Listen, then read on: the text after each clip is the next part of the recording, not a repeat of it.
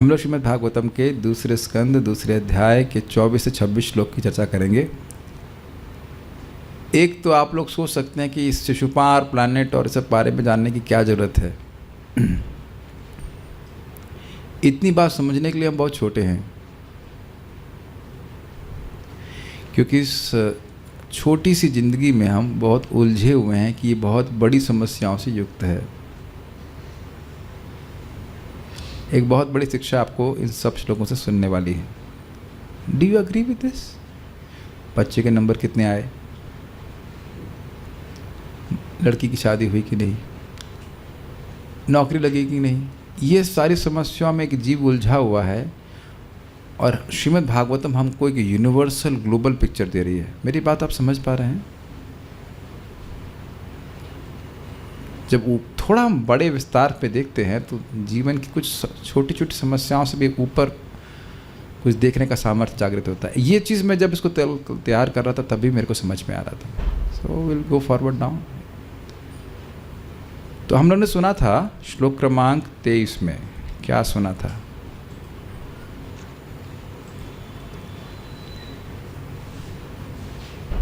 योगेश्वराणां गतिमाहुर अंतर्बहिस्त्रिलोक्यः पवनंतरात्मनां न कर्मभिस्तां गतिमाप्नुवन्ति विद्या तपो योग समाधि भाजाम।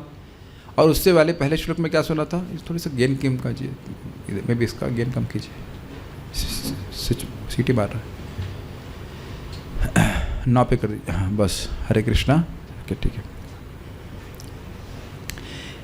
क्रम मुक्ति का वर्णन करते हुए क्या हुआ?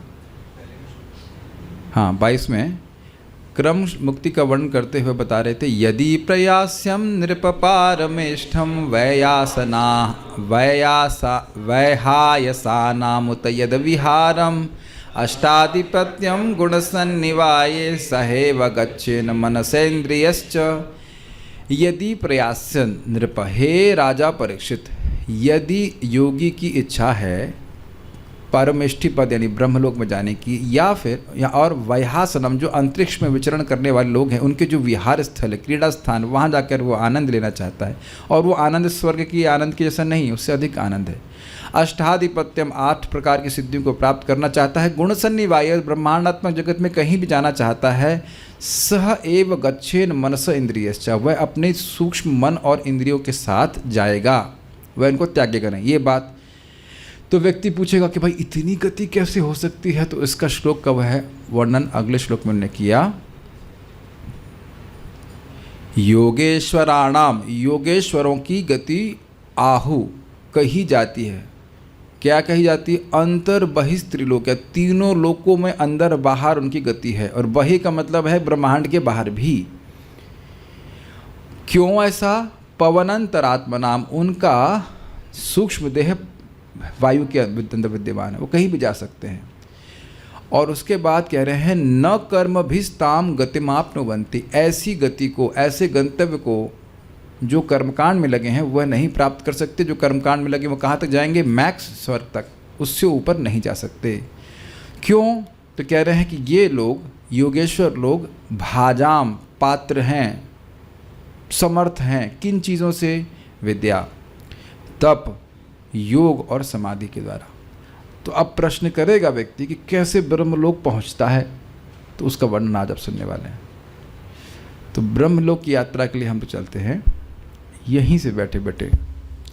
Sukhdev Goswami is showing his as map, Sukhdev Goswami's map. Google can not reach ब्रह्मलोक।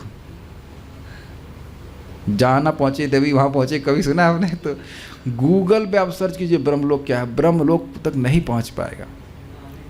नाम तो बता देगा कुछ कुछ वर्णन, लेकिन उसका फोटो नहीं दिखा पाएगा। This sound also has to be reduced. हल्का सा कम कीजिए, बहुत गूंज रही है आवाज़। थोड़ा सा कम कीजिए, 12 पे कर दीजिए। 0 के सबको सुनाई पड़ रहा है? ठीक है, चलिए तो अब उसको गाया जाए। एक एक बार बोलेंगे, काफ़ी 3 श्लोक हैं। माइक पे बोलिए, कोई भी बोल सकता है जिसके पास माइक है। हाँ माइक है आपके पास।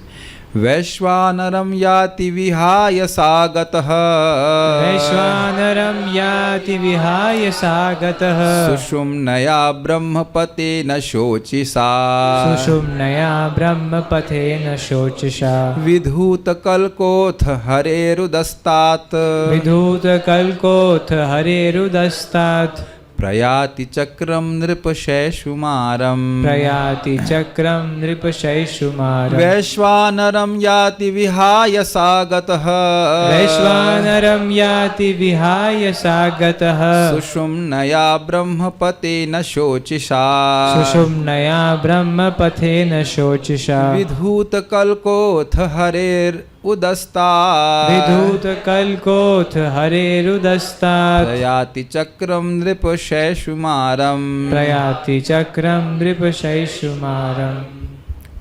Okay, so we'll start now.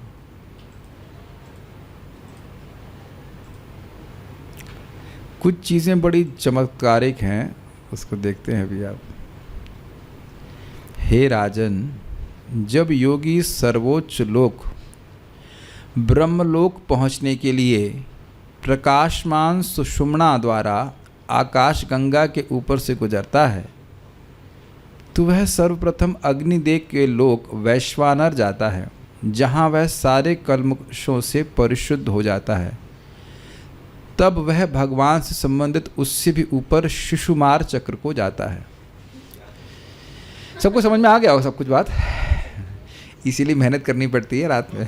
ठीक है, ये शिशुमार आप देख रहे, शिशुमार मतलब होता है व्हेल। गलत बोला, व्हेल नहीं, डॉल्फिन। व्हेल नहीं कभी समझना, इसीलिए ये डॉल्फिन का फोटो देख रहे हैं। और आगे आप इसका वर्णन पढ़ना चाहते हैं, कुछ रिसर्च स्कॉलर भी हमारे ग्रुप में हैं, तो उनको 5वां स्कंद 23वां अध्याय में आपको शिशुमार प्लानिटरी सिस्टम कह लीजिए, शिशुमार का सिस्टम आपको समझाया जाएगा। आपको पता है इसके बारे में कुछ, शिशुमार के बारे में? एस्ट्रोलॉजी में नहीं पढ़ाते? अच्छा, इसकी जो पूंछ देख रहे हैं, उसके पूंछ के एंड में ध्रुव तारा है। कल इस पे हमारा और तनिष प्रभु हम लोग दोनों भाला लेके झगड़ा कर रहे थे। प्रभु जी के पास तलवार थी तो मैं चुप हो गया, मेरे पास भाला था तो इसलिए चुप हो गए। दोनों कहे ठीक है, अब अपने रूम पे जाके सोइए और हम अपने रूम पे जाके सोते। कुछ हम लोग झगड़ा कर रहे थे।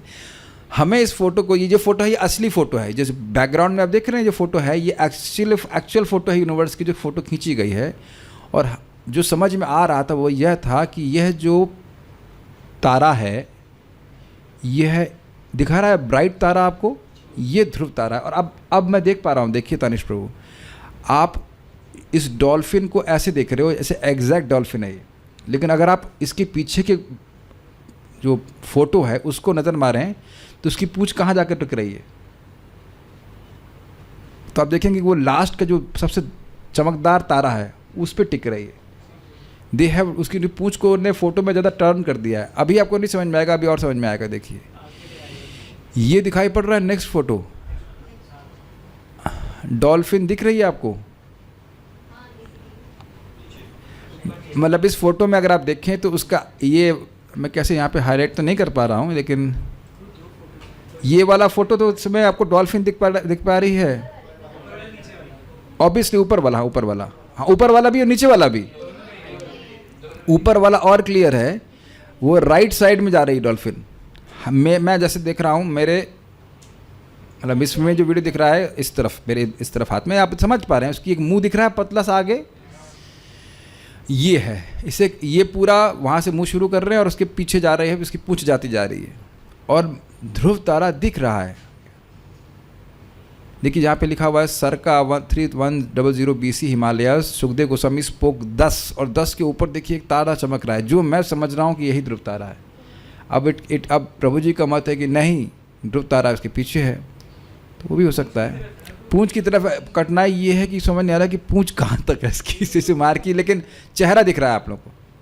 एटलीस्ट चेहरा दिखा दिया था, मेरा काम है, पूंछ आप ढूंढते रहना। ओके, पूंछ कहाँ है?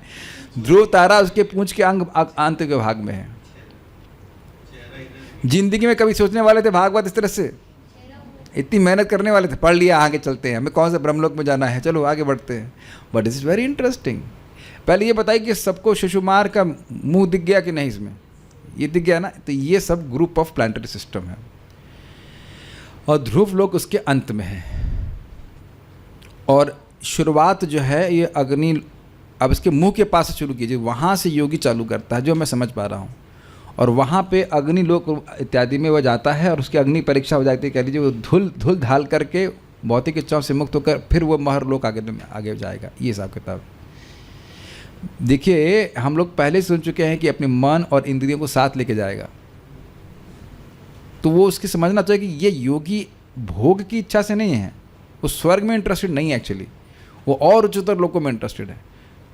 और वही चीज़ आगे आएगा कि महर लोक में उसकी कौतुक इच्छा रहेगा कि मैं देखूं कि यहाँ पे क्या है, इसलिए वह थोड़ा देखने के लिए रुक रहा है। देखने का मतलब वहाँ के भोगों को भी भोगेगा, लेकिन वैसे बद्ध होकर के स्वर्ग में नहीं पढ़ने वाला जैसे कर्मकांड ये लोग पढ़ते हैं। कुछ कैच कर रहे हैं इस बात को? शिशुपार लोक नहीं है, शिशुमार प्लानिटरी, पूरा एक प्लानिटरी जो कह सकते हैं नक्षत्र ज्योतिर तारा समूह शब्द लिखा गया है। यस। और अब इसको समझ लीजिए, श्लोक समझ में आएगा तब। इसको भगवान का वसुदेव फॉर्म भी कहा जाता है, ऐसा माना जाता है। और इस शिशुमार का पर ध्यान करने से व्यक्ति पवित्र होता है। 5वां स्कंद 23वां अध्याय पढ़ लेना। इसी कारण से श्लोक में हरे शब्द आया है कि ये हरि के संबंध ही तारा समूह है, ये अर्थ है। शिशुमार को ही वर्णन किया जाता है कि ये भगवान विष्णु का एक स्वरूप है। कल हम लोग पढ़ रहे थे 5वें स्कंद में 23वें अध्याय में। हम लोग को इतना सोचने की जरूरत नहीं, बस सुन लीजिए कि कुछ योगी जन ऐसा मानते हैं कि यही विश्व रूप है, ये कुछ मानते हैं कि यही भगवान का स्वरूप है, और इस प्रकार से वो ध्यान करते हैं और उससे वो पवित्र हो जाते हैं। क्या स्वरूप है? ये तारा मंडल समूह, ये भगवान का स्वरूप है। अरे जब पेड़ों को आप रोम मान सकते हैं तो तारा मंडल के समूह को मानने में क्या दिक्कत है? ऐसा मुंह मत बनाइए आप, ऐसा विरोधी पार्टी वाला। विरोधी पार्टी जाके 5वां स्कंद 23वां अध्याय पढ़े, हम अपने मन से नहीं बोल रहे हैं। क्या बोल रहे हैं? तो आप पढ़िए, चालू कर दीजिए पढ़ना भी। इतना आसान नहीं है। हाँ, जितना है वही मैं बोलने का प्रयास कर रहा हूँ। ये भी नहीं कह रहा हूँ कि जितना है वही बोल रहा हूँ, इट्स डिफ़िकल्ट, बट इतना समझ में आया कि सब ने मछली देख ली, डॉल्फिन सबको दिख गया। कहाँ पे है? देखिए कहाँ पे है का मतलब ऊपर के लोगों के बारे में वर्णन हो रहा है। अब ये यहाँ पे नहीं दिखाई पड़ेगा, इन द सेंस कि आपको अपनी आँखों से इधर के बादल जहाँ छुपे रहते वहाँ नहीं दिखाई पड़ेगा। ये जो फ़ोटो ली है ये साइंटिस्ट ने फ़ोटो खींची है। ये फ़ोटो आकाश गंगा की बात कर रहे हैं, मिल्की वे। यस, तो ये बोला जा रहा है कि इसके मुंह के पास से प्रवेश कर रहा है और आकाश गंगा के मार्ग से पार करते करते हुए ध्रुव लोक के ऊपर और आगे जाएगा। ये बात बोल रहे हैं। आप इसका मुंह देख रहे हैं, तो उसके मुंह से ट्रैवल करता हुआ आकाश गंगा के मार्ग से योगी ध्रुव लोक जाएगा, इनकी पूंछ तक जाएगा। पूंछ के पास में ध्रुव लोक है और उससे ऊपर महर लोक है। यस, ये बड़ा इंटरेस्टिंग है। पूंछ की तरफ जा रहा है, ये आपको फोटो नहीं दिख पा समझ पा रहे हैं। वो मुंह के पास से जहाँ कुछ अग्नि वैश्वानर लोक रहेंगे और उसके बाद वहाँ से वह जाएगा। हाँ, ऐसा लग रहा है जैसे दिख रहा है कि ऐसे। अब और आपको परेशान करेंगे। अभी कहाँ ये सुषुम्ना क्या होता है समझना होगा। देखिए आप इसको सुषुम्ना नाड़ी जानते हैं, एक होता है ईड़ा, एक होती है पिंगला और एक होती है सुषुम्ना। ईड़ा कौन सी होती है? लेफ्ट वाली, राइट वाली? नहीं, नाक में कौन सी होती है? राइट वाली होती है कि ईड़ा? राइट वाली ईड़ा होती है, लेफ्ट वाली पिंगला होती है। ये बताना पड़ेगा। यूँ चेक करो, सांस लीजिए और देखिए कौन से नथुने से सांस चल रही है। अगर अभी समझ नहीं आ रहा तो आप ट्राई कर देखिए। मेरा लेफ्ट में दिक्कत हो रही है, राइट खुला हुआ है, तो मेरी राइट नथना खुला हुआ है, तो कौन सी नाड़ी चल रही है? उसके लेफ्ट, उल्टा वाला ना। हाँ, तो ये इंगड़ा पिंगला बोलते हैं, उसके अलग अलग प्रभाव होते हैं। जब आप खाना खाते हैं और उस समय अगर लेफ्ट नथना चल रहा होता है तो खाना जल्दी हजम होता है। राइट चल रहा होता है, ऐसा भी मेरा चल रहा है, तो खाना जल्दी हजम होता है। हाँ, तो ये। और इसके अलावा एक तीसरी नाड़ी होती है सुषुम्ना। अब श्रीधर स्वामी कहते हैं कि सुषुम्ना नाड़ी केवल शरीर में नहीं है, शरीर के बाहर भी है। हाँ, just to bewilder you further. ये कहाँ से समझ में आ रहा है कि हम ब्रह्मा है जो सब जानते हैं कुछ भी तो नहीं जानते। कितना बिविल्डरिंग श्लोक है ना। ऐसे आप पढ़ के छोड़ देते ना, मैं भी छोड़ देता। हम तो रिसर्च करने में बड़ा आनंद आ रहा था कि सुषुम्ना जो है केवल हमारे शरीर में नहीं है, ये सूक्ष्म सब चीज़ें चलती हैं। और उसके बाद ये इसके द्वारा वह जा रहा है, इसका क्या मतलब है, हमें कुछ नहीं समझ में आ रहा है इसका मतलब।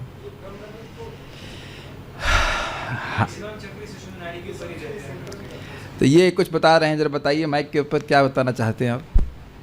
जितने भी हमारे शरीर में चक्र हैं, जितने बताए गए थे लास्ट श्लोकों में, मैक्सिमम उस पर ये सुषुम्ना नाड़ी पर ही लोकेटेड रहते हैं और ब्रह्मरंध्र तक टच करता है। तो ऐसे बात समझ में आ रही है कि सुषुम्ना नाड़ी के वेल दैट्स क्वाइट इंटरेस्टिंग कि प्राण वायु ऊपर उठ रही है तो सुषुम्ना, ऐसा मैं अज्यूम कर रहा हूँ कि सुषुम्ना नाड़ी के ऊपर उठ रही है और उठते उठते ब्रह्मरंध्र तक सुना पहुँचा, उसके बाद वहाँ से चला गया। लेकिन ये ब्रह्मरंध्र के बाद फोड़ के कहाँ गया, ये उसकी इच्छा पर निर्भर कर रहा है। ज़्यादा कुछ हम नहीं बोलेंगे, गलत हो गया तो योगी समुदाय हमारे खिलाफ हो जाएगा, तो will not talk about it further.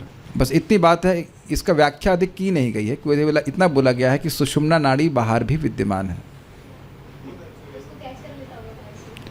तो we have no idea. Go ahead निरप। देखिए क्या कठिनाई है कि अब मान लो कोई भक्त लोग उस पर रिसर्च बहुत ज़्यादा करें, तो अब आप उस पर कुछ साधन तो करने वाले हैं नहीं। जैसे होता है ना, जब माता जी लोग दुकान पे जाते हैं, कहते हैं 1000 तरह की साड़ी पूछ लेंगे, फिर डॉक्टर पूछता, दुकानदार पूछता तुम्हें लेना ही है, खाली पूछ ही रही हो। ऐसा होता है कि नहीं? तो केवल टाइम पास करने के लिए हम बहुत कुछ नहीं पूछ सकते हैं, लेकिन एक विचार प्रस्तुत किया जा रहा है, उसको थोड़ा समझने का प्रयास कीजिए। क्योंकि हम लोग सुषुम्ना ईड़ा पिंगला नहीं करने वाले, हरे कृष्ण मंत्र करेंगे, भगवान जहाँ चाहें वहाँ ले जाएँ। लेकिन है बस खाली इन्फॉर्मेशन बड़ी इंटरेस्टिंग है।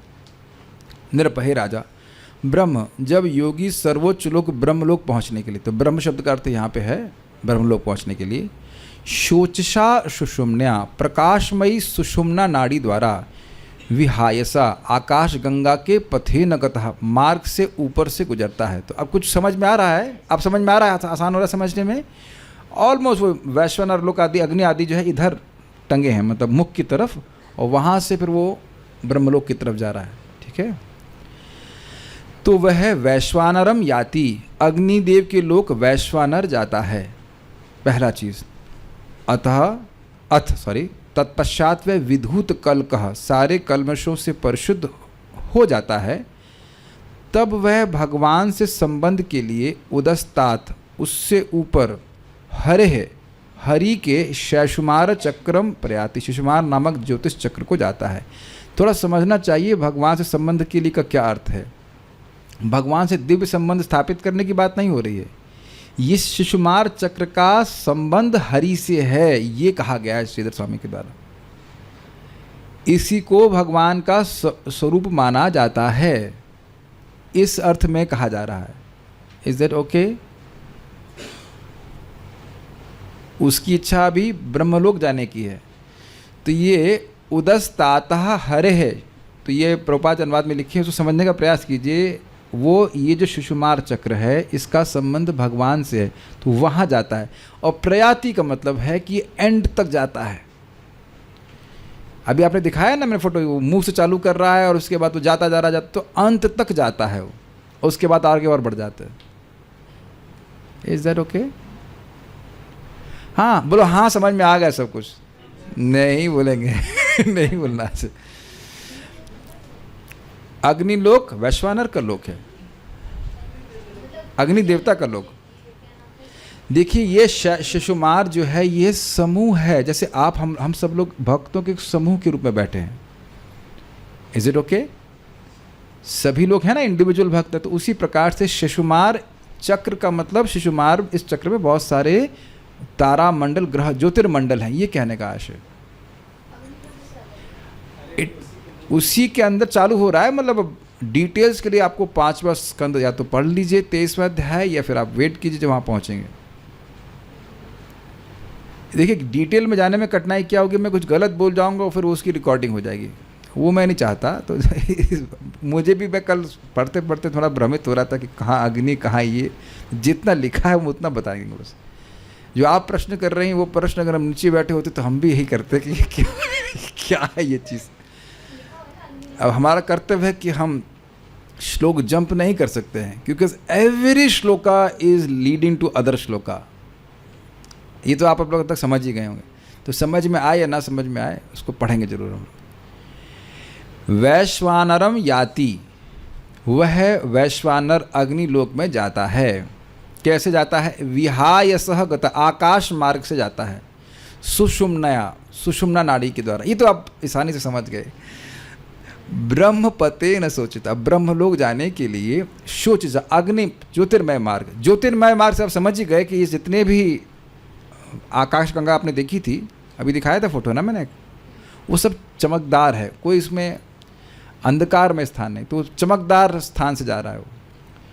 और उसके बाद उस वैश्वानर से विधूत कल्क सारे कल्मशों से मुक्त होकर के अथ हरेर उदस्तात, जिसका भगवान हरि से संबंध है, उसके ऊपर वह प्रयात उधर जाता है। प्रयाति चक्रम नृपशय शुमारम, हे राजा वह शिशुमार नामक चक्र के प्रयाति लास्ट पॉइंट तक जाता है। इस प्रकार से वो ट्रैवल करता है। ओके, अब देखिए एक बात आपने अभी कहा, प्रश्न किया था, उसका उत्तर यहीं पे कुछ हो रहा है ना, उदस्तातः, उसके ऊपर। तो इससे समझ में आ रहा है कि वैश्वानर से ऊपर ये शिशुमार है। ठीक है,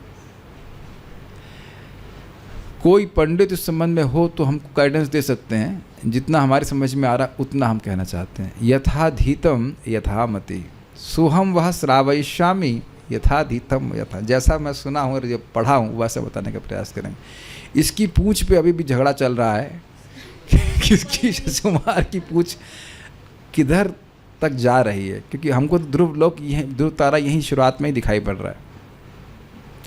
तो will see what is possible.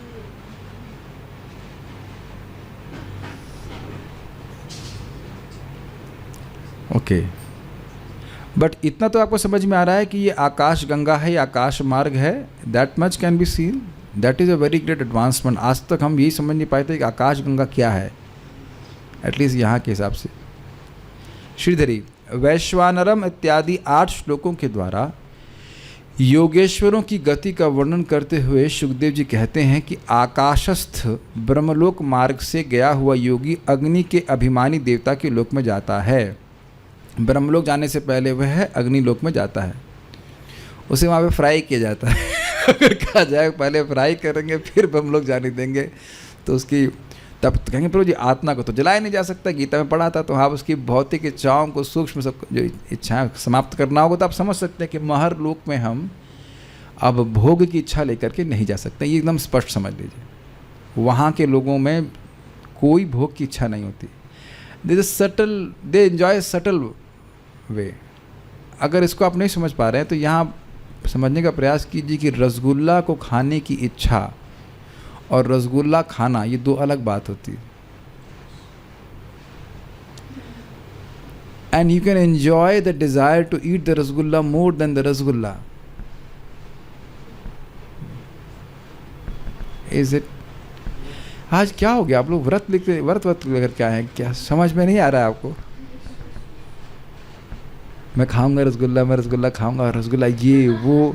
मन में जितना एंजॉयमेंट व्यक्ति करता है उतना वो रसगुल्ला खा के नहीं कर सकता है।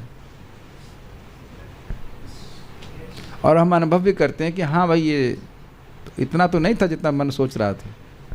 मैं खाली इतना बात बोलना चाहता हूँ कि जितना सूक्ष्म होता जाता है उतना एंजॉयमेंट बढ़ जाता है, ये बात बोल रही है। तो इन लोगों का एंजॉयमेंट, जो महर लोक के लोग हैं या और उनका एंजॉयमेंट है, लेकिन उनका एंजॉयमेंट इस तरह का ग्रेटिफिकेशन है जैसे हम सोच रहे हैं। कठिनाई ये कि हम सोचेंगे हाँ स्वर्ग लोक में ठीक है मैथुन आदि, उससे ऊपर नहीं चलता है ये सब। वहाँ अप्सराएं नहीं नाचती हैं, but they still enjoy much more happiness than स्वर्ग लोक। अभी तो हम समझ ही नहीं पा रहे हैं ना कि भाई ये फिर एंजॉयमेंट क्या है। खाने पीने की बात नहीं, आप बृहद भागवत में मत पढ़िए, खाने पीने का आहार निद्रा भय मैथुन की बात नहीं होती है। निद्रा तो कुछ होता ही नहीं वहाँ पे, पहले वह समझ लीजिए। वहाँ पे बस स्पष्ट लिखा हुआ है भगवान का वह स्मरण करते हैं, वो ऋषिगण हैं, प्योर डिवोटी नहीं है क्योंकि अभी अष्ट सिद्धियों की इच्छा है, बट भगवान की ध्यान करके स्मरण करके वह खुश रहते हैं। वहाँ वह सुषुम्ना नाड़ी के द्वारा जाता है। ये हम सब समझा दिया आप लोग को, आप सब समझ गए।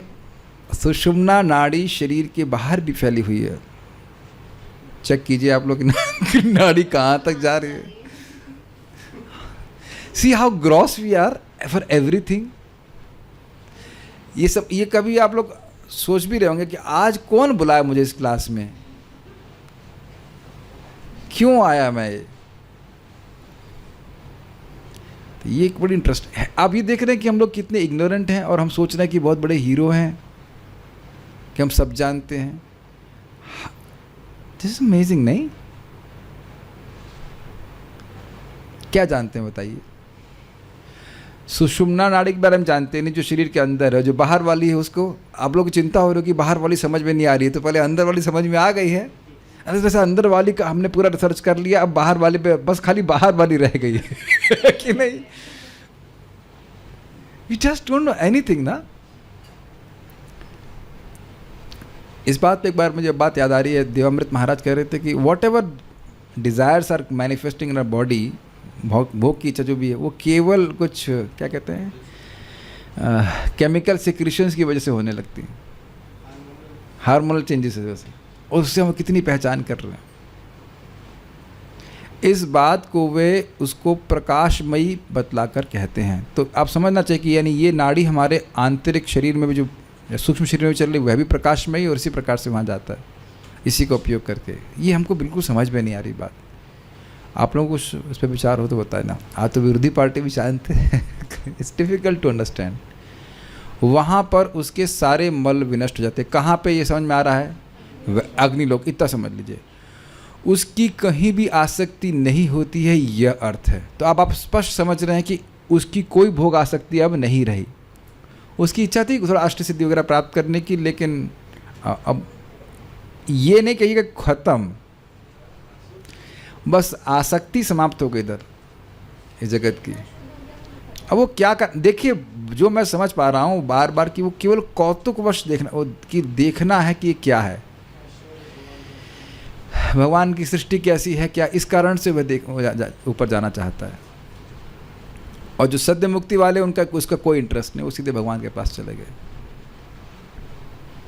उदस्तात अर्थात उसके ऊपर श्री हरि का जो तारा रूपी सुषुमार नामक ज्योतिष चक्र है उसमें वह जाता है। तो अब बड़ा स्पष्ट है कि अग्नि लोक और उसके बाद जो सुषुमार चक्र बताया गया उसमें वह प्रवेश करता है, अर्थात वह नारायण द्वारा अधिष्ठित है, ये अर्थ है। मतलब ये सुषुमार चक्र है, इसमें इसको नारायण का अधिष्ठान माना जाता है, नारायण यहाँ वास करते हैं ऐसा माना जाता है। इसलिए कहा प्रभुपाद जी ने कि हरि के संबंध में है।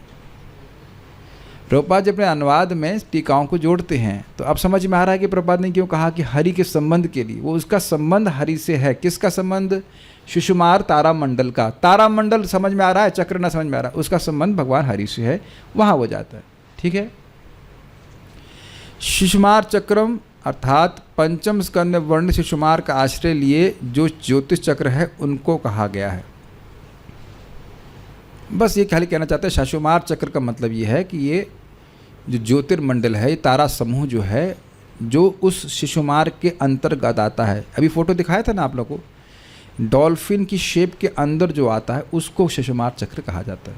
ये बोल रहे हैं। डिटेल्स के लिए 5वां स्कंद 23वां अध्याय पढ़ेंगे या फिर प्रार्थना करेंगे कि मेरी ज़िंदगी बनी रहे, हम लोग वहाँ तक पहुँचे और हम लोगों को पढ़ाएं। दोनों में से कोई भी आप ऑप्शन सेलेक्ट कर सकते हैं। उस चक्र में स्थित आदित्य से लेकर ध्रुव पर्यंत के स्थानों में योगी जाता है। इसको थोड़ा समझने का प्रयास कीजिए। देखिए, आदित्य आदि शुरुआत में है और ध्रुव एकदम पीछे, मतलब उसकी पूंछ की तरफ है, तो इसीलिए प्रयादि शब्द का वहाँ पे वर्णन किया कि एकदम वो पूरा क्रॉस करता हुआ जा रहा है। Is that okay? यहाँ कोई राजमार्ग होता है ना, पॉइंट ए से शुरू करते हैं पॉइंट बी तक जाते हैं, तो कह रहे हैं यही बात, वो उस तारामंडल रूपी आकाश मार्ग को क्रॉस करता हुआ ध्रुव महाराज तक, ध्रुव लोक के तक जाता है, उसके फिर आगे भी जाता है। ध्रुव तारा उसके अंड वाले भाग में, ध्रुव तात्पर्य देखिए, ध्रुव तारा तथा उसके आसपास का मंडल सुषुमार चक्र कहलाता है, जहाँ पर भगवान क्षीरोदकशायी विष्णु का निवास स्थान है। तो ये भी बहुत अच्छी इन्फॉर्मेशन है हमारे लिए, भगवान कहाँ रहते हैं। वहाँ तक पहुँचने के पूर्व योगी को आकाश गंगा के ऊपर से होकर ब्रह्मलोक पहुँचना होता है। वहाँ जाते समय सर्वप्रथम वह वैश्वानर लोक जा पहुँचता है, जहाँ का देवता अग्नि पर नियंत्रण रखता है। उस वैश्वानर में योगी भौतिक जगत के संसर्ग में रहने के कारण अर्जित समस्त पापों के मल से पूर्ण रूप से स्वच्छ हो जाता है। यहाँ पर आकाश गंगा को सर्वोच्च लोक ब्रह्मलोक को जाने वाले मार्ग के रूप में दिखाया गया है। ब्रह्मलोक तक जाने के लिए व्यक्ति को आकाश गंगा, यानी आकाश गंगा मतलब ये जो तारा समूह कह लीजिए ज्योतिर्मंडल, उससे क्रॉस होकर के जाना पड़ता है। इतनी बात बताई गई है, ठीक है। कुछ समझ में आ रहा है कि नहीं? हल्की हल्की धारणा हो रही कि वो उसको क्रॉस कर रहा है और वो ब्रह्मलोक तक जा रहा है, इतनी बात समझ में आना चाहिए। और सबसे पहले वह अग्निलोक में जाके पवित्र हुआ। नेक्स्ट, तद विश्वनाभिं त्वतिवर्त्य विष्णो, तद विश्वनाभिं त्वतिवर्त्य विष्णु, अणीयसा विरजेनात्मनैकः, अणीयसा विरजेनात्मनैकः, नमस्कृतं ब्रह्मविदामुपैति, नमस्कृतं ब्रह्मविदामुपैति, कल्पायुषो यद विबुधारमन्ते, कल्पायुषो यद विबुधारमन्ते। यह सुषुमार चक्र संपूर्ण ब्रह्मांड के घूमने की कीली है। कीली का मतलब होता है पिवट। जैसे आप देखते हो पंखे के केंद्र है, उसके चारों ओर उसके ब्लेड्स घूम रहे हैं। सेंटर बोल सकते। तो इसके ये पॉइंट लेकर के इसके चारों ओर सब घूम रहा है। ये इसका वर्णन अभी हमसे और मत पूछिएगा, हमको आगे क्लास देने में फिर डिप्रेशन हो जाएगा, हम नहीं दे पाएंगे। इसका कुछ है, लेकिन अभी मैंने उधर मेहनत नहीं कर रहा हूँ मैं। हाँ मुझे पता है, लेकिन अभी मत बोलना, फिर हम क्लास बंद कर देंगे। हम डिप्रेस मत करो, इट्स टू डिफिकल्ट। आप क्योंकि मेरा जब आप तुरंत पूछ रहे ब्रह्मांड भी घूम रहा है, नहीं मेरा दिमाग घूम रहा है इस समय। ब्रह्मांड भी घूम रहा है क्या? हमने 5वां स्कंद नहीं पढ़ा, हम स्वीकार कर रहे हैं, हमें क्षमा कर दिया। हम ब्रह्मा जी नहीं है, हमने इतना डिटेल में नहीं पढ़ा। तो नहीं पता है तो गलत बताएंगे, इसलिए हम चुप रह जाएंगे। बस इतना समझ लीजिए कि इसमें लिखा हुआ सुषुमार चक्र संपूर्ण ब्रह्मांड के घूमने की कीली है। Can you forgive me for this much? और यस नालायक। और यह विष्णु, ऐसा लग रहा है खुद बता देंगे, बैठा दिया जब बता देंगे सब। और यह विष्णु गर्भोदकशायी विष्णु की नाभि कहलाती है। अब देखो, अभी तक तो क्षीरोदकशायी विष्णु थे, अब गर्भोदकशायी विष्णु भी आ गए। This is too much. अब गर्भोदकशायी विष्णु तो नीचे है, ये ऊपर कैसे पहुंच गए? आगे बढ़ते हैं। केवल योगी ही इस सुषुमार चक्र को पार करता है और ऐसे लोग महरलोक को प्राप्त करता है। क्लियर? महरलोक को प्राप्त करता है, जहाँ भृगु जैसे परिशुद्ध हो चुके महर्षि इतने साल क्या है भाई ये 4 अरब 30, गलत हुआ तो देख लेना, 430 कोटि 430 करोड़, इनका है कि 4 अरब 300 करोड़ 30 करोड़ सौर वर्षों की आयु भोगते हैं। ध्यान देना कि इन लोगों की आयु ब्रह्मा जी की आयु के बराबर है। अब मैं आपको थोड़ी इन्फॉर्मेशन बता रहा हूँ जो इंटरेस्टिंग है। महरलोक में जीने वाले लोग वो ब्रह्मा जी के बराबर ही जीते हैं, लेकिन बहुत ध्यान से सुनिएगा, क्योंकि प्रभुपाद के अगले श्लोक तात्पर्य में कुछ थोड़ा सा हमको समझ में नहीं आ रही बात। जब ब्रह्मा जी का दिन समाप्त होता है, दिन 12 आवर्स, तो सारे लोग नष्ट होते हैं, लेकिन महरलोक नष्ट नहीं होता, वह हीट हो जाता है। तो अभी इसका वर्णन भी आएगा। उसके बाद वो ब्रह्मलोक चले जाते हैं। सुनाई पड़ रहा है? महरलोक नष्ट नहीं होता है, लेकिन हीट हो जाता है नीचे की अग्नि से, तो वो ऊपर चले जाते हैं। तो उनकी आयु ब्रह्मा जी के बराबर है। तो ये जो शब्द है, अब ये पता नहीं आपने क्या बोला है, 4 अरब 30 करोड़, तो क्या ये ब्रह्मा जी की आयु है? अब मुझे नहीं पता, 12 घंटे है, लेकिन ये नहीं ऐसी बात है कि वो केवल 12 घंटे के लिए भोगते हैं। वो पूरा ब्रह्मा जी के पूर्ण परम आयु तक जीते हैं। अभी अगला श्लोक देखिएगा। तो ये एक चीज़ है। यहाँ पे देखिए जो लिखा हुआ है, वो मरते नहीं हैं ये लोग, फिर जीवित हो जाते हैं। जीवित इन सेंस फिर वो they will continue with that. Prabhupada ji के तात्पर्य, प्रभुपाद को तात्पर्य नहीं लिखना इसमें। भृगु मुनि मरते नहीं हैं और अन्य ऋषि भी मरते नहीं हैं। ये बात बोली वो बड़ा स्पष्ट है कि ब्रह्मा जी के हर दिन में वो मरते नहीं हैं, क्योंकि ब्रह्मा जी के हर दिन में एक बार अग्नि प्रकट होती है।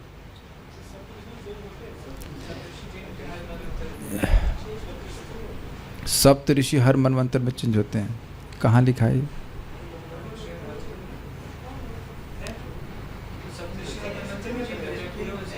भृगु ऋषि चेंज हो जाते हैं। भृगु ऋषि चेंज हो जाते हैं। भृगु ऋषि चेंज हो जाते हैं। अब बताइए, लोमस ऋषि। ये मैं इसलिए बोल रहा हूँ क्योंकि इट इज कमिंग फ्रॉम बृहत भागवतामृत ऑल्सो। तो ये चीज़ हम थोड़ा सा समझने में दिक्कत आ रही है। इनकी उम्र केवल ब्रह्मा जी की एक दिन तक नहीं होती है। ब्रह्मलोक में जो लोग रह रहे हैं उनकी उम्र क्या ब्रह्मा जी के बराबर होती है? ये प्रश्न मेरा है। जो लोग ब्रह्मलोक में रह रहे हैं उनकी उम्र क्या केवल ब्रह्मा जी के बराबर होती है? सॉरी, हाँ, जहाँ होती है कि नहीं, या खाली वो अकेले ही घूमते रहते हैं? तो ये विचारनीय बात है। Let's see. मैं इस पर थोड़ा फंस गया था, तो मैं इसलिए इसमें थोड़ा संदेह है मुझे, क्या आप पे समझाएं। विष्णु, भगवान विष्णु का तत्व वह शिशुमार नामक चक्र विश्व नाभि सूर्य आदि संपूर्ण विश्व का आश्रय। इसी के चारों ओर सारे ब्रह्मांड के ग्रह घूमते हैं। ये समझना चाहिए, ब्रह्मांड नहीं घूम रहा है, जो ग्रह मंडल है वह घूम रहा है। ये बात क्लियर समझ में आती है। आगे आप उसको पढ़ सकते हैं। 5.23 में बताया कि ऊपर एक पॉइंट ले लीजिए और उसमें बहुत सारे डंडे हैं, वो ले लीजिए और वो सब घूम रहे हैं। देखा है अपने बच्चों का एक खेल होता है जिसमें एक सेंटर पॉइंट होता है और रस्सी लेकर को ऐसे घूम रहे होते हैं, उस तरह से। तो ब्रह्मांड नहीं घूमता। तो कह रहे हैं कि इस शिशुमार चक्र को अतिवर्त्य पार करके, इस पूरे डॉल्फिन को पार करके, अणीयसान छोटा, अत्यंत सूक्ष्म तथा वीरजेना निर्मल, उसमें कोई रजतम का भाव नहीं है, आत्मना उस लिंग शरीर द्वारा नमस्कृतम ब्रह्मविदाम पूज्य आध्यात्मिक पद पर स्थित रहने वालों का, अर्थात महर लोक में तू एक निश्चित ही वह अकेला उपेति अर्थात पहुँचता है। यत कल्पायुषः।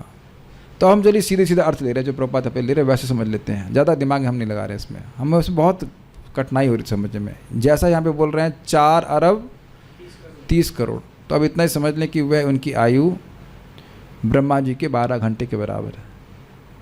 It is still not understandable for me कि नारद जी जब आप देखिए बोलते हैं कि जब, देखो क्या लिखा था नारद जी, जो बोलते हैं कि जब ब्रह्मा जी का 12 घंटे समाप्त हुए तो ऋषि गणों के संग में उनके शरीर में प्रवेश कर गया। Was it not?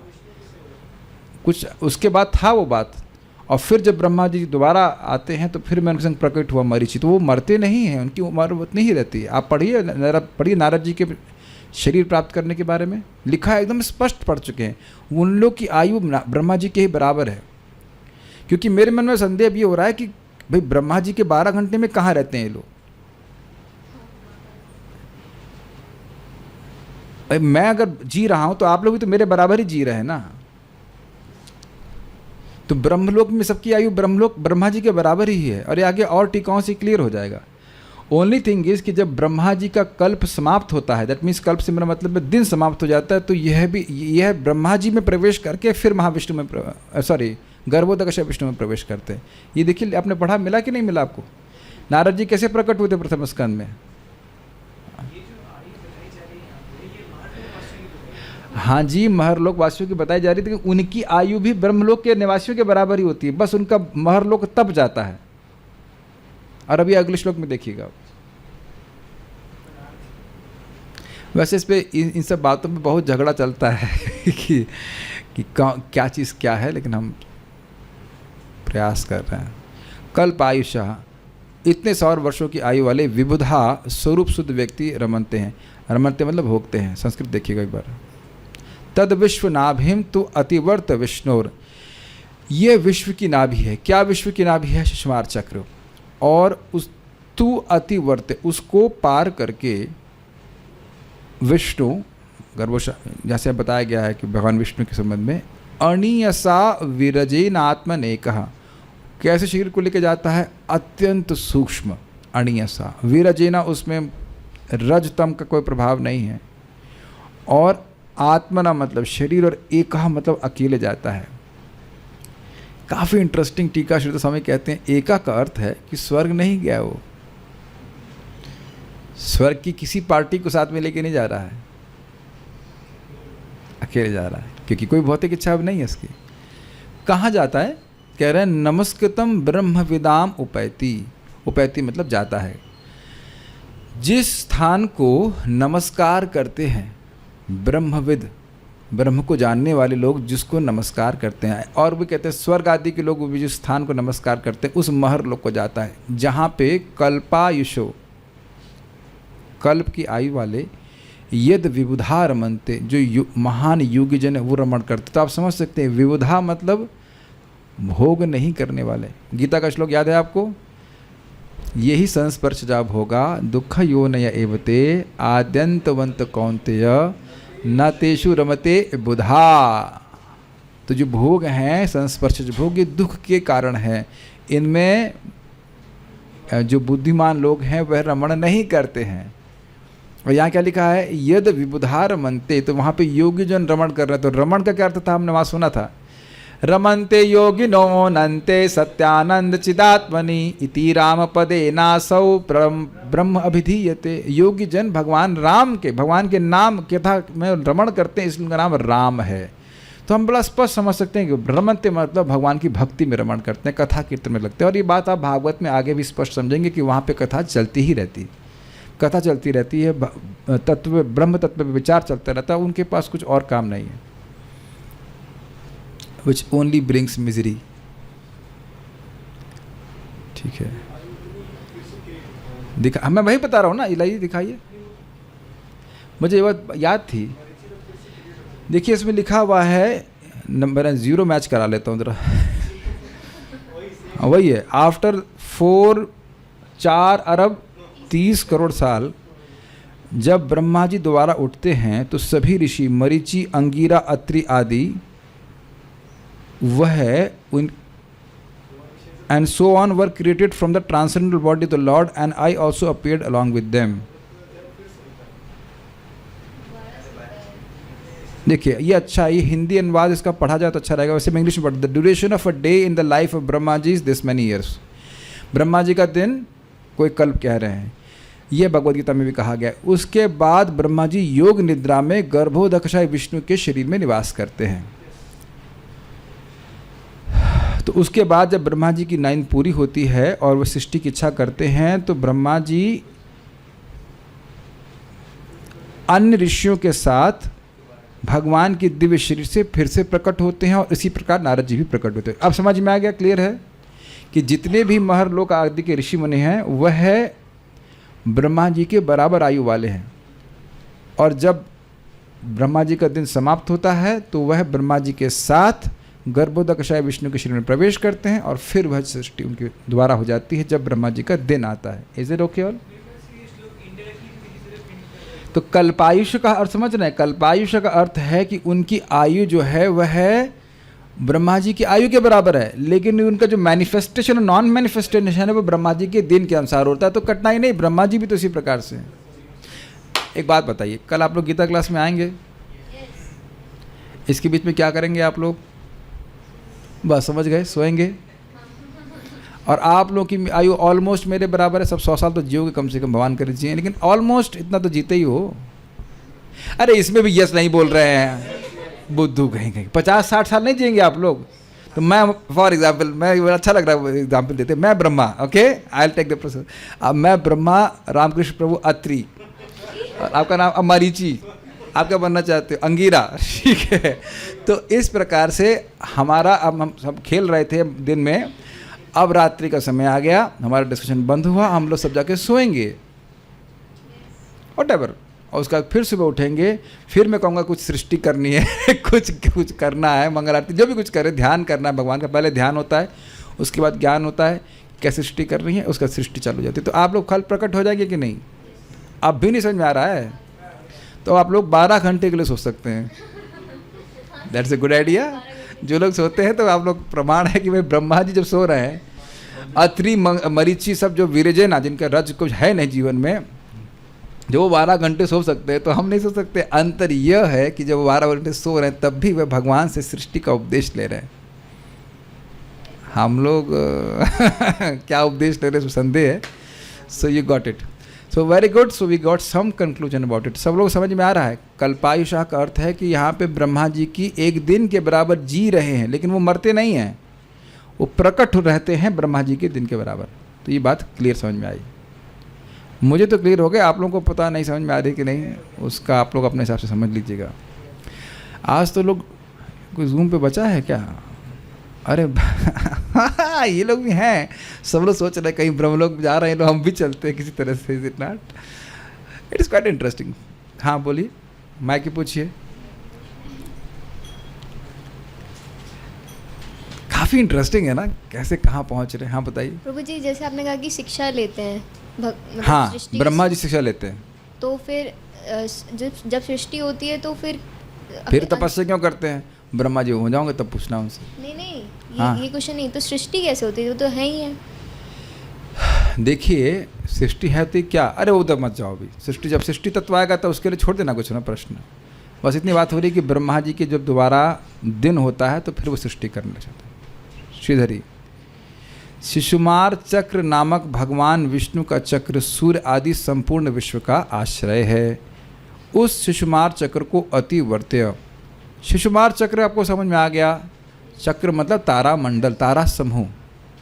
उस शिशुमार तारा समूह को अति वर्त्य अर्थात पार करके, और क्योंकि वह स्वर्ग आदि लोकों में नहीं जाता है, वो नीचे छूट गए, इसलिए योगी अपने अत्यंत सूक्ष्म तथा निर्मल लिंग शरीर मतलब सूक्ष्म शरीर के द्वारा, वो अभी पूरी तरह आध्यात्मिक शरीर को नहीं प्राप्त किया है, इट्स अ सटल बॉडी, पवनंतरात्मनाम ब्रह्मविदाम अर्थात ज्ञानियों के द्वारा प्राप्त स्थान, जो नमस्कृतम अर्थात अन्य जीवों से नमस्कृत होता है। सूर्य स्वर्ग लोग ऊपर देख के कहते हैं नमो नमः इत्यादि, ऐसे महरलोक में अकेले जाता है।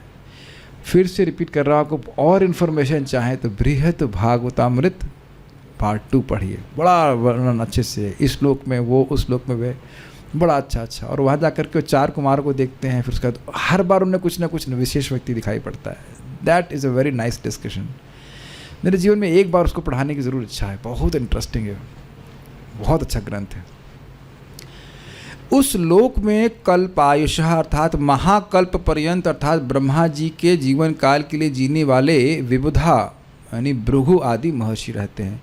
तो अब समझ में आ गया कि क्या बात हो रही है। भृगु आदि मरते नहीं, भृगु आदि ब्रह्मा जी के संग ही प्रकट और अप्रकट होते रहते हैं उनकी आयु पर्यंत।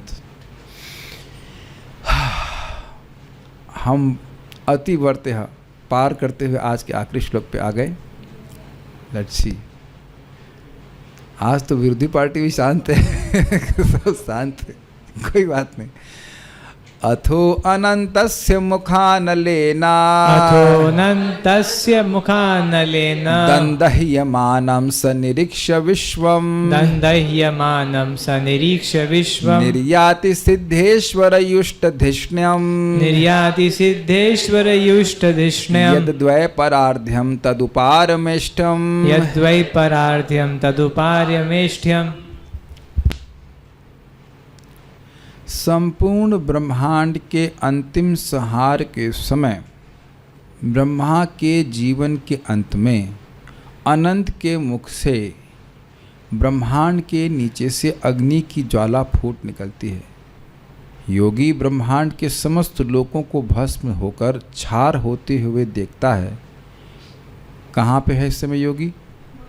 वाव, गुड, महरलोक। और वह शुद्धात्माओं द्वारा प्रयुक्त होने वाले वायुयानों के द्वारा सत्यलोक के लिए प्रस्थान करता है। सत्यलोक में जीवन की अवधि 2 परार्ध अर्थात, हेल्प कीजिए, 15848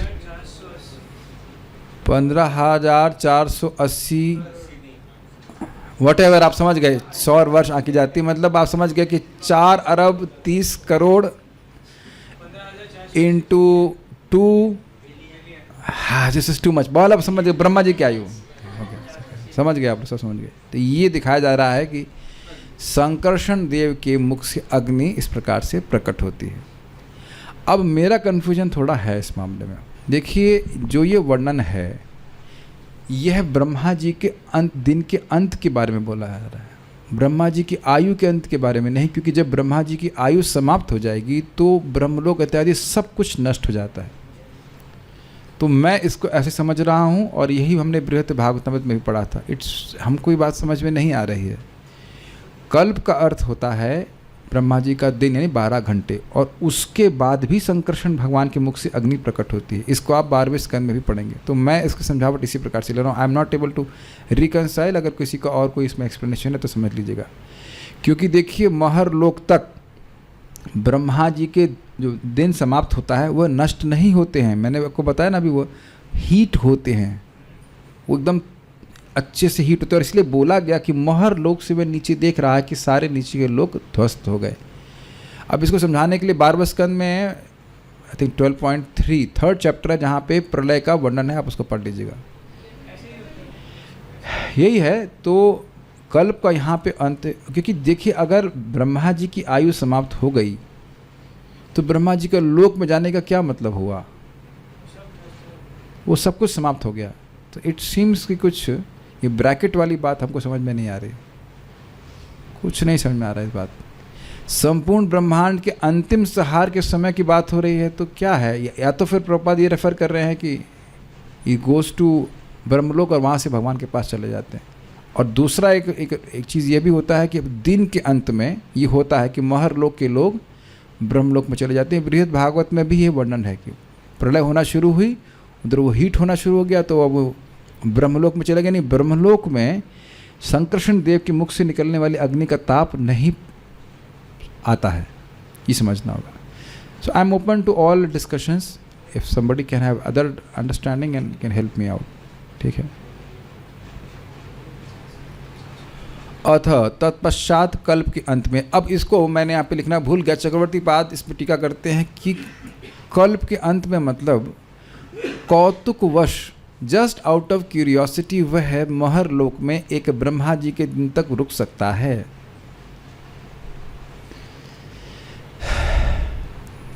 समझ पा रहे हैं? उसको वहाँ पे रुकने की कोई जरूरत नहीं थी, लेकिन रुका है, आनंद ले रहा है। फिर जब उसने देखा कि सब ये प्रलय हो रहा है, तब वह अन्य योगियों के साथ ब्रह्मलोक में जाता है। सह मतलब है योगी, अनंतस्य मुख अनलेना, भगवान के विश्राम करने वाले अवतार अनंत के, यानी अनंत शेष के मुख अनलेना, मुख से निकलने वाली अग्नि से दंदह्यमान, भस्मीभूत होते हुए विश्वम निरीक्षा, ब्रह्मांड को देखता है। विश्व मतलब जो नीचे के तीनों लोक हैं उनकी बात हो रही है। तथा यत द्वय परार्धम, जहाँ जीवन अवधि द्विपरार्थ, यानी कि ब्रह्मा जी के आयु के 50 और 50 साल को द्विपरार्थ कहा जाता है। 50 साल को परार्थ कहा जाता है, तो 2 बार कर दीजिए तो उनके 100 साल होते हैं, उसको द्विपरार्थ कहा जाते हैं। तो वो ब्रह्मलोक में जाता है। तत् सिद्धेश्वर युष्ट दिष्णम, वह योगी शुद्धात्माओं, सिद्धेश्वर युष्ट, सिद्धेश्वरों के द्वारा उपयुक्त, दिष्णम का अर्थ है विमान, शुद्धात्मा द्वारा प्रयुक्त वायुयान के द्वारा उस महान पारमेष्ठम निर्यात, उस सत्यलोक को जाता है। तो ये सत्यलोक की वर्णन हुआ है। तो विमान कहाँ है? मैं इस पे फंस गया, विमान कहाँ है? विमान कहाँ है? महरलोक में है कि ब्रह्मलोक में है? फिर मैंने कहा बुद्धू कहीं के, अगर महरलोक में विमान नहीं है तो ब्रह्मलोक में जाए कैसे? तो दोनों जगह है। ये भी हो सकता हो कि ब्रह्मा जी भेज देते होंगे, चलो भाई फ्लाइट भेज दो, उठा के ले जाए इनको। भाई जो भारत का विमान यहाँ पार्क है भारत में, वो मलेशिया में भी तो पार्क हो सकता है। जाएगा तो आएगा भी ना। तो ये बात है। और ऊ शब्द से उस परमेष्ठी पद, उस ब्रह्मलोक की महानता सूचित हो रही है। This is too much. ये बात श्रीधर से हमें बता रहे हैं। मुझे पता है कि आप लोग गलत फंस गए आज, दैट आई एक्सेप्ट। और बस हम उससे अधिक कुछ नहीं कहना चाहते। अतः मतलब अतः का अर्थ समझ, तत्पश्चात मतलब ये नहीं कि पहुंच गए चलो चलो चलो बिस्तर बंद करो चलें। ये समझने का प्रयास कीजिए शब्द को। अतः का अर्थ है कि ब्रह्मा जी का दिन पूरा हो गया, तब चक्रवर्ती पाद बोले कौतुकवश, क्यूरियोसिटीवश वहाँ पे बना रहा। क्योंकि आपने पिछले श्लोक में सुना विबुधा रमन्ते, वहाँ सुख मिल रहा है, आनंद मिल रहा है, तो उसको अनुभव करके वह वहाँ पे टिका रहा। तत्पश्चात जब, ऐसे समझिए, जब अनंत से मुखान लेना, जब अनंत भगवान के मुख से अग्नि प्रकट हुई, तो दंदह्यमान सा निरीक्ष विश्वम, विश्व को जलता हुआ देखा। सुनाई अब समझ पा रहे हैं। तत्पश्चात कर ये नहीं है कि वह महर्लोक पहुंचा, चलो अब हम नेक्स्ट ब्रह्मलोक जाएंगे। Is only some time has past. अब time has past means Brahma ji का 12 घंटा बीत गया। Okay, is it okay? जैसे आप लोग अब सोने जाएंगे जब पूरा दिन बीत गया, अब समझ में आ रहा है? Is it okay? तो वो अब पूरा दिन बीत गया, और इसमें आप जानते हैं कि हमारा ही जो 12 घंटे बीत गए, इसमें बहुत से कीड़े मर के ख़त्म भी हो जाएंगे, तो उनके कई दिन बीत जाएंगे, इसमें कई जीवन भी। Do you agree with this? तो कह रहे हैं कि अथाह का मतलब ये नहीं सोच रहे थे कि तुरंत चला गया वो ब्रह्मा, वो कौतुक वश, क्यूरियोसिटी वश वो वहाँ बैठा रहा। बैठा मतलब आनंद लेता रहा, उनके संग जो भी करता रहा हो। और जब अब ये प्रलय हो रही है, ब्रह्मा जी के दिन के अंत वाली प्रलय, तब देख रहा है कि विश्व नष्ट हो रहा है। तो निर्याति, वह चला जाता है। कहाँ जाता है? सिद्धेश्वर युष्ट धिष्णम, जिस लोक में सिद्धों के द्वारा उपयुक्त विशेष विमान होते हैं। सिद्धेश्वर, युष्ट मतलब उनके द्वारा उपयोग किए गए और किए जाने वाले, और धिष्णम मतलब विमान, विमानानि श्रीधर स्वामी कहते हैं। यद द्वय परार्धम तद उ पारमिष्ठम, जहाँ लोगों की जीवन आयु द्विपरार्ध है। थोड़ा भक्त लोग, नए लोग बिल्कुल शायद ना समझ रहे होंगे। 4 युग आप जानते हो, सत, त्रेता, द्वापर, कली, 43 लाख साल का होता है। और ऐसे 1000 साइकिल को ब्रह्मा जी का 12 घंटा कहते हैं, ठीक है। और ऐसे ब्रह्मा जी की रात्रि होती है, और इस प्रकार से ब्रह्मा जी 100 साल तक जीते हैं। तो 100 साल को डिवाइड करेंगे 2 से, तो कितना आएगा? 50। You got it? समझ रहे हैं आप? तो ब्रह्मा जी के 50 साल को एक परार्ध कहा जाता है। चलो ओके, परम का अर्ध, परम ब्रह्मा जी की परम आयु का आधा। आप कहेंगे इतनी बात बोलने की क्या जरूरत थी, सीधे क्यों नहीं बोलते? But that's how the Sanskrit is. परार्ध मतलब कितना हुआ? 50। और क्विज में पूछ रहा हूँ कितने जीरो आते हैं हमारे सोलर ईयर्स के हिसाब से? तो नो पॉइंट, समझ गए, बहुत सारे जीरो। तो 50 ये और 50 गुणा 2, ऐसा करके ब्रह्मा जी जी रहे हैं। आप लोगों को पता है कि अब समय ब्रह्मा जी की आयु कितनी है? एग्जैक्ट 52 बता रहे हैं, रामकृष्ण प्रभु पूछ के आए। तो 51, ठीक है। तो इससे पहले जगन्नाथ जी नील माधव के रूप में पूजित होते थे 50 साल तक, और ब्रह्मा जी के 50 साल के बाद वह जगन्नाथ के रूप में पूजित होते हैं। तो ब्रह्मा जी 50 साल के हो चुके हैं, ब्रह्मा जी 50 साल में ठंडे होने वाले हैं। अगर कोई कैलकुलेशन करना चाहता है तो। ओहो, एक प्रश्न आया, क्या ये ब्रह्मा जी का दिन चल रहा है? आप लोग क्या विचार चल रहा है इससे? दिन चल रहा है, नहीं तो आप ये प्रश्न नहीं करते। आप गर्भ नकशा विष्णु में सो रहे होते हैं।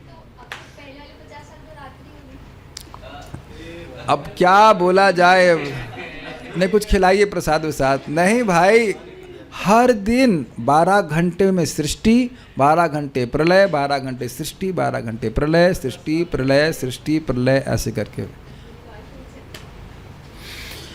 और आप तब से हैं यहाँ पे, आपको पता है ये बात, और मैं भी वहीं यहीं पे हूँ। हिरेन प्रभु आप भी यहीं पे, आपको पता है। And when I ask you came छो, यू से मजा माचा। कैसे हो, मजे में। क्या तो हाथ तो हो गई है कि नहीं। तो मैं पूछूं कि क्यों है, बिकॉज हम होना चाहते हैं यहाँ पे, रहना चाहते हैं। आप ही नहीं, हम भी। कोई आज मुझे कोई बोला था कैसे हो, ठीक हो, हमने कहा नहीं। लोग सोचते हैं कि मैं बोलूँगा मैं ठीक हूँ, कहते हैं कुछ सही हो रहे हो, उनका वो भी नहीं। एनीवेज, तो ऊ शब्द है, तद ऊ पारमिष्टम। ऊ मतलब वो महान है। महान कैसे, जरा बताइए। द्विपरार्थम, उसकी धारणा कर पा रहे हैं कि कितने लंबे समय तक है ये ब्रह्मपद। आप हंसेंगे या पता नहीं क्या करेंगे, हमको नहीं पता, लेकिन वहाँ पे जब गोप कुमार जाते हैं ब्रह्मलोक में, तो ब्रह्मा जी को देखते हैं और उनके हृदय में इच्छा आ जाती है कि हम भी ऐसा ब्रह्मा बने। तो भगवान ऐसी व्यवस्था करते हैं कि असुरों के भय से ब्रह्मा जी डर के भाग जाते हैं और वो ब्रह्मा जी बन जाते हैं फॉर फ्यू डेज। उसके बाद just for few days of Brahma ji के कुछ दिनों के लिए, I don't know what, but ऐसे कुछ है। And he gets bored. उसके बाद वो चले जाते हैं। हाँ वो तो है ही, लेकिन 4-5 दिन के बाद वो बोर हो जाते हैं। मैं तो बोल रहा हूँ, गए नहीं थे, वो डर के भाग गए थे, छुप गए हुए थे। आप भी साथ में गए थे, पढ़ के आए हैं। अच्छा आपकी गाड़ी से गए थे, ठीक है। प्रभु जी ड्राइव करके। आपने सुना है कि आपने पढ़ा है, अब मुझे दिखा दीजिएगा। हाँ, बृहद भागवत नहीं पढ़ा है, लेकिन आपने क्या पढ़ा है उसका हमको संदेह है, क्योंकि मैं अपने पे संदेह कर रहा हूँ, लेकिन मैंने जो पढ़ा है उसमें है कि ब्रह्मा जी, भगवान ऐसी व्यवस्था करते हैं कि ब्रह्मा जी डर के कहीं चले जाते हैं, भगवान विष्णु के पास नहीं जाते। तो ये सब किताब है। पारमिष्ठम पद, और 4-5 दिन में बोर हो जाते हैं। इतना समय में भी अगर सारी भौतिक इच्छाएं समाप्त हो जाए तो कोई बुरा नहीं है। इसीलिए बोले थे यदि। चलिए, कहाँ कुछ छोड़ दिया क्या मैं? इसमें टीका नहीं है क्या? कहाँ गई श्रीधरी में? अच्छा, फोटो के बाद है श्रीधरी। उसके पश्चात कल्प के अंत में शेष के मुख से निकली हुई अग्नि के द्वारा जलते हुए विश्व को देखकर मोहर लोक में उष्णता हो जाने के कारण जो 2 परार्थ पर्यंत रहने वाला है, उस ब्रह्मलोक में योगी चला जाता है। ये स्पष्ट है कि मोहर लोक नष्ट नहीं होता है, वो गर्म हो जाता है, तो वो छोड़ करके वो ब्रह्मलोक चले जाते हैं। उसके नीचे तक जितने प्लैनेट्स हैं वो ध्वस्त हो जाते हैं। अब मेरा मन कर रहा है, जब ये सब बातें आ रही तो क्यों ना एक बार 12वें स्कंद से प्रलय का भी वर्णन किया जाए, but let's see, will just not cross over too much. आप पढ़ लेना, मैं रेफरेंस भेज दूंगा। उस ब्रह्मलोक में योगेश्वरों के द्वारा अधिष्ठित विमान रहते हैं। अधिष्ठित मतलब उसको चलाते हैं वो लोग, विदाउट पेट्रोल। और चलाते अपने ऐसे नहीं चलता, वो मन से चलता है। इट्स लाइक मैं इस कुर्सी बैठा हूँ तो मान लो विमान में कहूँ चलो भाई अमेरिका चलो, तो ये कुर्सी सही थे, हम चले जाएंगे। अब आप लोग देखो हंस रहे हो, और यही सब बातें हृदय में अच्छा आ सकती है कि नहीं, चले जरा देखें कि क्या कौन से विमान की बात है, तो पहुँच जाएंगे वहाँ पे, और क्या दिक्कत है। एक बात आप महसूस कर रहे हैं कि कितनी फजीहत है। एंड गोलोकेरा प्रेमाधना हरि नाम संकीर्तना, गोलोक का पास पहुंचाने का सिंपल तरीका यह हरे कृष्ण मंत्र। ये तो बहुत बड़ी शिक्षा प्राप्त हो रही है। जबकि हम सुषुम्ना के बारे में कुछ नहीं जानते, कुछ नहीं, सुषुप्ति के बारे में जानते हैं, सुषुम्ना के बारे में बिल्कुल नहीं जानते, कुछ नहीं जानते ना। Sometimes we underestimate what us liberation means. It's not easy, but Mahaprabhu made it easy. और वो भी डिफिकल्ट लगता है 16 माला करना। कहता हूँ कानन महाराज बार लेक्चर में बोल रहे थे, can I not go back to God for free? क्या मैं बिना 16 माला किए फ्री में नहीं जा सकता? नहीं, कुछ है, बताइए। मेहनत भजन करने में क्या, कितनी मेहनत लगी होगी उसको कहाँ कहाँ पहुँचने में। ऊ इस अव्यय के द्वारा ब्रह्मलोक की श्रेष्ठता को सूचित किया गया। ऊ मतलब कुछ अव्यय शब्द होते हैं संस्कृत में जिनके रूप नहीं होते हैं। उतः, च का षष्ठी विभक्ति बताइए। कुछ नहीं, तो चा ऐसे ही रहता है। तो इसी तरह से ऊ शब्द भी है। ह शब्द विस्मय के लिए, उसका रूप नहीं होता। तो ये हम बोल रहे हैं कि ऊ शब्द जो है ये ब्रह्मलोक की श्रेष्ठता को सूचित करने के लिए, इसलिए प्रभुपाद अनुवाद किए महान। तात्पर्य महान क्यों है समझ गया, द्विपरार्थ तक रहने वाला है।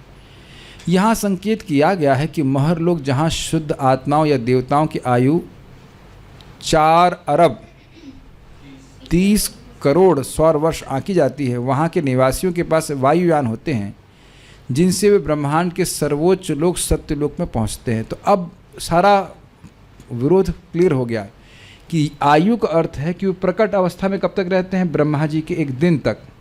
उसके बाद वो ब्रह्मलोक में चले जाते हैं। अभी हमने रेफरेंस लिया था प्रथम स्कंद से, वह अब जब ब्रह्मा जी की रात्रि होती है तो वह गर्भोदक्षा विष्णु में प्रवेश करते हैं और फिर ब्रह्मा जी के दिन होने पे फिर प्रकट होते हैं। तो उनकी आयु अगर टेक्निकली स्पीकिंग तो द्विपरार्ध ही है, लेकिन उनका प्रकटीकरण अप्रकटीकरण ब्रह्मा जी के बराबर है। और ये बहुत सिंपल है, ब्रह्मा जी की आयु कितनी है, द्विपरार्ध, आप जानते हो। लेकिन ब्रह्मा जी केवल 12 घंटे तक प्रकट रहते हैं ब्रह्मा जी के रूप में। अब तो मेरे ख्याल से बातें क्लियर हो गई हैं, ठीक है।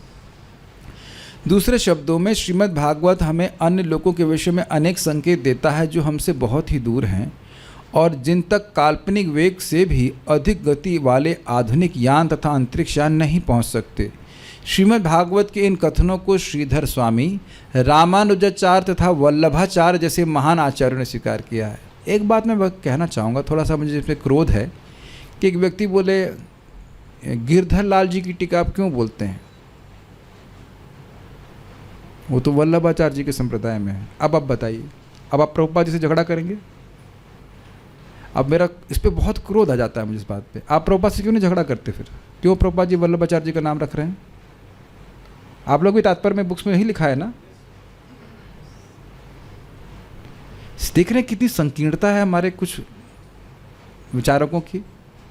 आप बताइए, आप लोग के सामने तात्पर्य पढ़ा हो ना प्रभुपाद जी का, तो उन्हीं की परंपरा में, और वह भी श्रीधर स्वामी की टीका को पढ़ाते हैं। अगर आप कई बार देखेंगे उसको ध्यान से कि श्रीधर स्वामी को लेकर के उसमें और थोड़ा विनोद डाल देंगे और चीज़ों को आसानी से समझा देते हैं।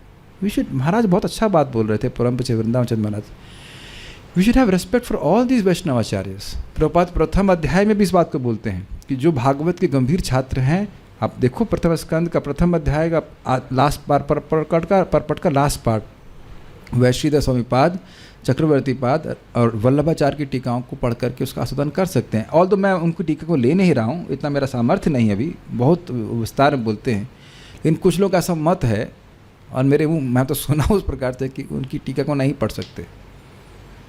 और प्रभुपाद यहाँ पे क्या बोल रहे हैं आपके सामने, या तो फिर परपट चेंज कर दीजिए। This is offence.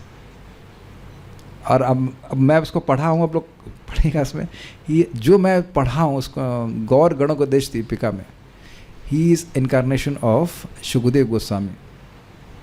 बट अभी मैं उसको फिर रेफरेंस सहित बोलूँगा, अभी तो मैं नहीं बोलना चाहता। आप बताओ, अब कुछ हम उसमें विरोध है? We have to be careful what we are talking,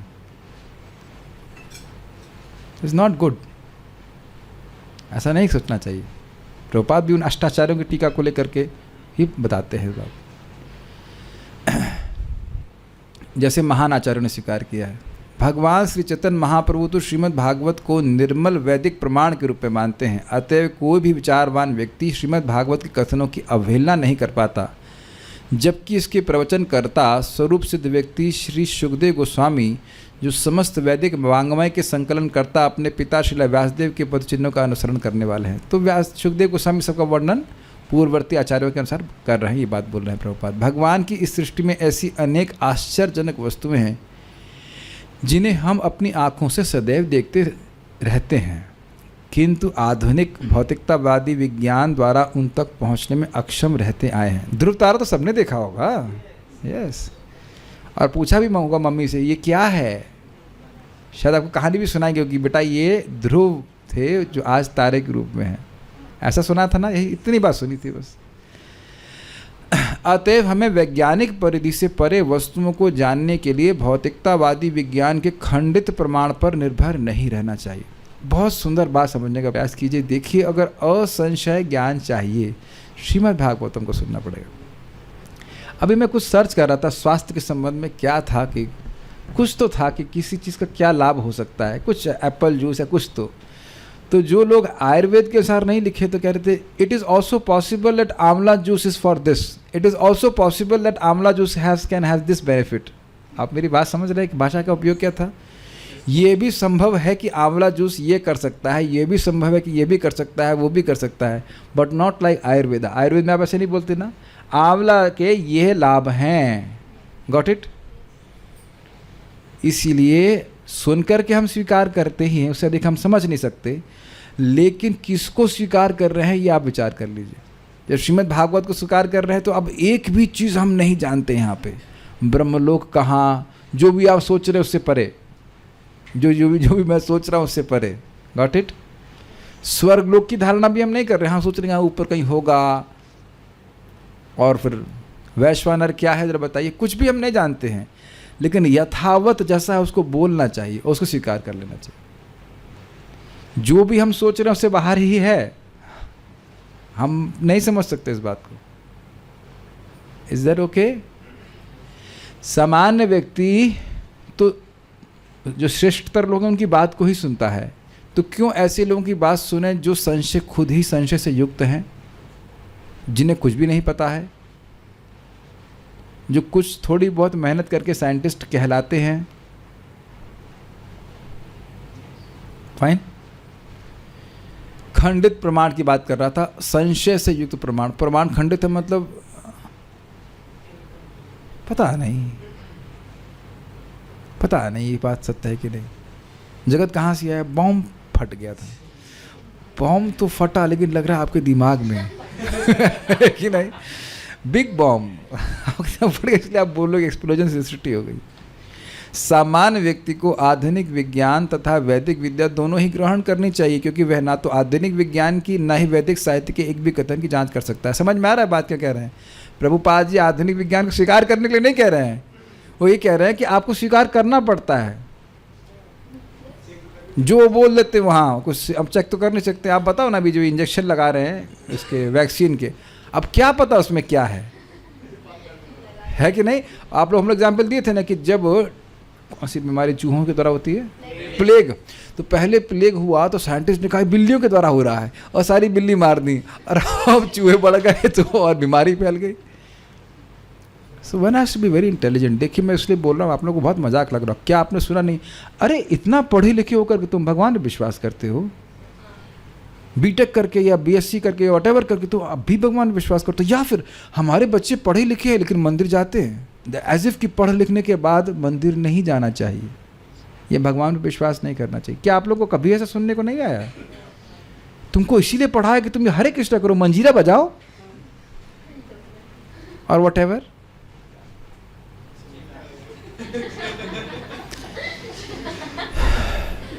IIT में एक डॉक्टर रे थे, बहुत अच्छे, वो बोले only the Upanishads have stood the test of science.